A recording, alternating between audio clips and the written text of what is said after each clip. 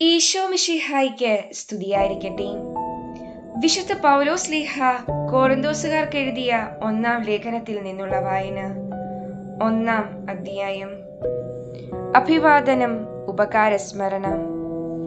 യേശുക്രിസ്തുവിന്റെ അപ്പസ്തോലനായി ദൈവഹിതാനുസരണം വിളിക്കപ്പെട്ട പൗലോസും സഹോദരൻ സൊസ്തേനോസും കൊറിന്തോസിലുള്ള ദൈവത്തിന്റെ സഭയ്ക്ക് എഴുതുന്നത്. യേശുക്രിസ്തുവിൽ വിശുദ്ധരായവർക്കും വിശുദ്ധരാകാൻ വിളിക്കപ്പെട്ടവർക്കും നമ്മുടെ കർത്താവായ യേശുക്രിസ്തുവിന്റെ നാമം എല്ലായിടത്തും വിളിച്ചപേക്ഷിക്കുന്ന എല്ലാവർക്കും നമ്മുടെ പിതാവായ ദൈവത്തിൽ നിന്നും കർത്താവായ യേശുക്രിസ്തുവിൽ നിന്നും കൃപയും സമാധാനവും. യേശുക്രിസ്തുവിൽ നിങ്ങൾക്ക് കൈവന്ന ദൈവകൃപയ്ക്ക് ഞാൻ നിങ്ങളെ പ്രതി ദൈവത്തിന് സദാ നന്ദി പറയുന്നു. എന്തുകൊണ്ടെന്നാൽ അവിടുന്ന് എല്ലാ വിധത്തിലും, പ്രത്യേകിച്ച് വചനത്തിലും വിജ്ഞാനത്തിലും നിങ്ങളെ സമ്പന്നരാക്കി. ക്രിസ്തുവിനെ പറ്റിയുള്ള സാക്ഷ്യം നിങ്ങളിൽ ഉറപ്പിക്കപ്പെട്ടതിന്റെ ഫലമായി നമ്മുടെ കർത്താവായ യേശുക്രിസ്തുവിന്റെ വെളിപാട് കാത്തിരിക്കുന്ന നിങ്ങൾക്ക് യാതൊരു ആത്മീയ ദാനത്തിന്റെയും കുറവില്ല. നമ്മുടെ കർത്താവായ യേശുക്രിസ്തുവിന്റെ ദിനത്തിൽ നിങ്ങൾ കുറ്റമില്ലാത്തവരായിരിക്കേണ്ടതിന് അവസാനം വരെ അവിടുന്ന് നിങ്ങളെ പരിപാലിക്കും. തന്റെ പുത്രനും നമ്മുടെ കർത്താവുമായ യേശുക്രിസ്തുവിന്റെ സഹവാസത്തിലേക്ക് നിങ്ങളെ വിളിച്ച ദൈവം വിശ്വസ്തനാണ്. വിശ്വാസികൾക്കിടയിൽ ഭിന്നത.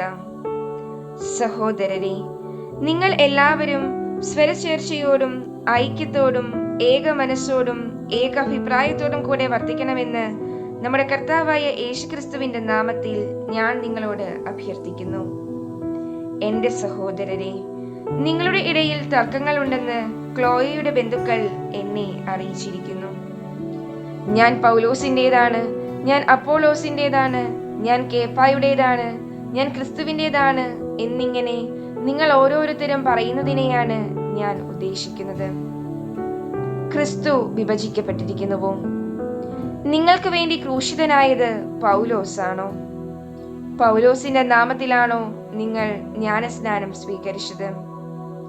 ക്രിസ്പോസിനെയും ഗായൂസിനെയും അല്ലാതെ നിങ്ങളിൽ മറ്റാരെയും ഞാൻ സ്നാനപ്പെടുത്തിയിട്ടില്ല എന്നതിൽ ദൈവത്തിന് നന്ദി പറയുന്നു. അതുകൊണ്ട് എന്റെ നാമത്തിൽ സ്നാനം സ്വീകരിച്ചു എന്ന് പറയാൻ നിങ്ങളിൽ ആർക്കും സാധിക്കുകയില്ല. സ്തേഫാനോസിന്റെ കുടുംബത്തെ കൂടി ഞാൻ സ്നാനപ്പെടുത്തിയിട്ടുണ്ട്. അതല്ലാതെ മറ്റാരെയെങ്കിലും ഞാൻ സ്നാനപ്പെടുത്തിയിട്ടുണ്ടോ എന്ന് അറിഞ്ഞുകൂടാ. എന്തെന്നാൽ ക്രിസ്തു എന്നെ അയച്ചത് സ്നാനം നൽകുവാനല്ല, സുവിശേഷം പ്രസംഗിക്കാനാണ്. എന്നാൽ വാഗ്വിലാസത്തോടെയല്ല. ആയിരുന്നുവെങ്കിൽ ക്രിസ്തുവിന്റെ കുരിശ് വ്യർത്ഥമാകുമായിരുന്നു. കുരിശിന്റെ ഭോഷത്വം. നാശത്തിലൂടെ ചരിക്കുന്നവർക്ക് കുരിശിന്റെ വചനം ഭോഷത്വമാണ്. രക്ഷയിലൂടെ ചരിക്കുന്ന നമുക്കോ അത് ദൈവത്തിന്റെ ശക്തിയത്രേ. വിജ്ഞാനികളുടെ വിജ്ഞാനം ഞാൻ നശിപ്പിക്കും, വിവേകികളുടെ വിവേകം ഞാൻ നിഷ്ഫലമാക്കും എന്ന് എഴുതപ്പെട്ടിരിക്കുന്നുവല്ലോ. വിജ്ഞാനി എവിടെ? നിയമജ്ഞൻ എവിടെ? ഈ യുഗത്തിന്റെ താർക്കികൻ എവിടെ? ലൗകിക ജ്ഞാനത്തെ ദൈവം ഭോഷത്വമാക്കിയില്ലയോ? ദൈവത്തിന്റെ ജ്ഞാനത്തിൽ ലോകം ലൗകിക വിജ്ഞാനത്താൽ അവിടുത്തെ അറിഞ്ഞില്ല. തന്മൂലം വിശ്വസിക്കുന്നവരെ സുവിശേഷ പ്രസംഗത്തിന്റെ ഭോഷത്വം വഴി രക്ഷിക്കുവാൻ അവിടുന്ന് തിരുമനസ്സായി. യഹൂദർ അടയാളങ്ങൾ ആവശ്യപ്പെടുന്നു, ഗ്രീക്കുകാർ വിജ്ഞാനം അന്വേഷിക്കുന്നു. ഞങ്ങളാകട്ടെ യഹൂദർക്ക് ഇടർച്ചയും വിജാതിയർക്ക് ഭോഷത്വവുമായ ക്രൂശിക്കപ്പെട്ട ക്രിസ്തുവിനെ പ്രസംഗിക്കുന്നു. വിളിക്കപ്പെട്ടവർക്ക്, യഹൂദരോ ഗ്രീക്കുകാരോ ആകട്ടെ, ക്രിസ്തു ദൈവത്തിന്റെ ശക്തിയും ദൈവത്തിന്റെ ജ്ഞാനവുമാണ്. എന്തെന്നാൽ ദൈവത്തിന്റെ ഭോഷത്വം മനുഷ്യരെക്കാൾ ജ്ഞാനമുള്ളതും ദൈവത്തിന്റെ ബലഹീനത മനുഷ്യരെക്കാൾ ശക്തവുമാണ്.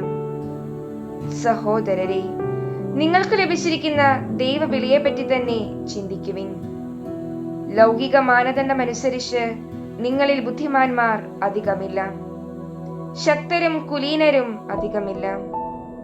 എങ്കിലും വിജ്ഞാനികളെ ലജ്ജിപ്പിക്കാൻ ലോകദൃഷ്ടിയിൽ ഭോഷന്മാരായവരെ ദൈവം തിരഞ്ഞെടുത്തു. ശക്തമായവയെ ലജ്ജിപ്പിക്കാൻ ലോകദൃഷ്ടിയിൽ അശക്തമായവയെയും. നിലവിലുള്ളവയെ നശിപ്പിക്കുവാൻ വേണ്ടി ലോകദൃഷ്ടിയ നിസ്സാരങ്ങളായവയെയും അവഗണിക്കപ്പെട്ടവയെയും ഇല്ലായ്മയെ തന്നെയും ദൈവം തിരഞ്ഞെടുത്തു. ദൈവസന്നിധിയിൽ ആരും അഹങ്കരിക്കാതിരിക്കാനാണ് അവിടുന്ന് ഇങ്ങനെ ചെയ്തത്. യേശുക്രിസ്തുവിലുള്ള നിങ്ങളുടെ ജീവിതത്തിന്റെ ഉറവിടം അവിടുന്നാണ്.